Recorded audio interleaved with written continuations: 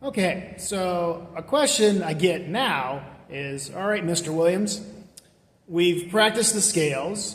I've got that note comfortable. Now how do I practice the music that has the high notes in it?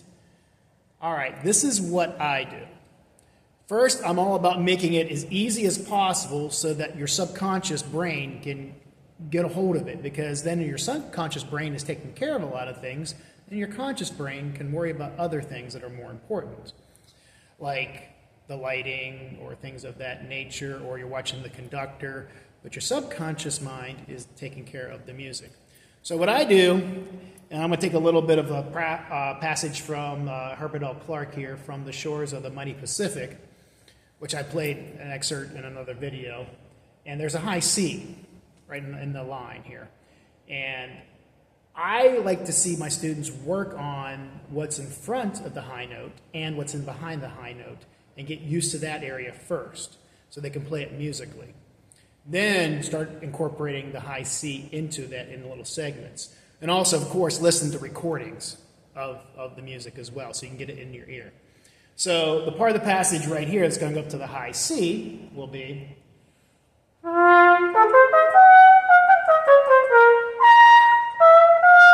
And that high note was the high C.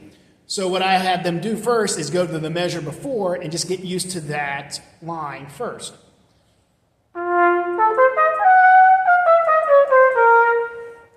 And then have them ask themselves, was I comfortable enough to play the high C from there?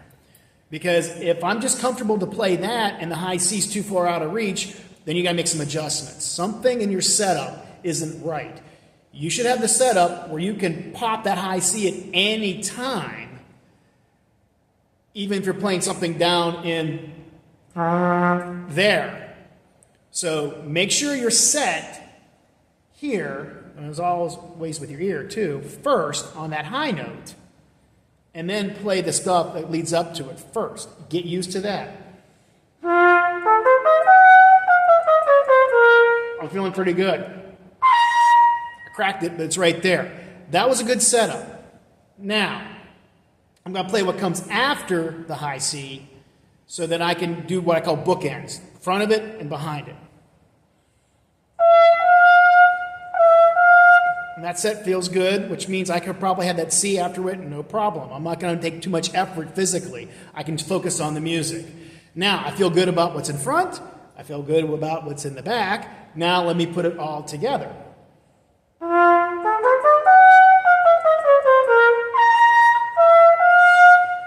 Now, that C was comfortable. It wasn't right. It was a little low. So I'm going to take the note before the C and that C. It's a mid C to the C. It's an octave jump. And work on that octave jump.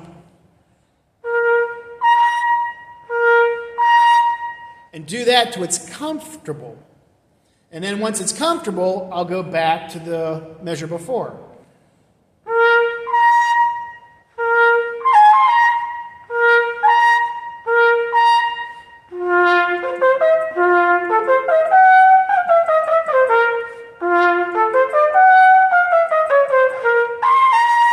Okay?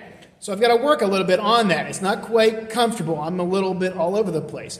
But the idea is here is you're seeing a process. It's all about a process. Even playing the high notes, it's a part of the process, and it's just a tool. It's a technique. And then you put it into your practice, and then you start small, and then you expand. Except I like expanding right in the middle and going both out this way and out that way. Rather than start at the beginning and keep going, oh, I made a mistake, go back to the beginning, go back.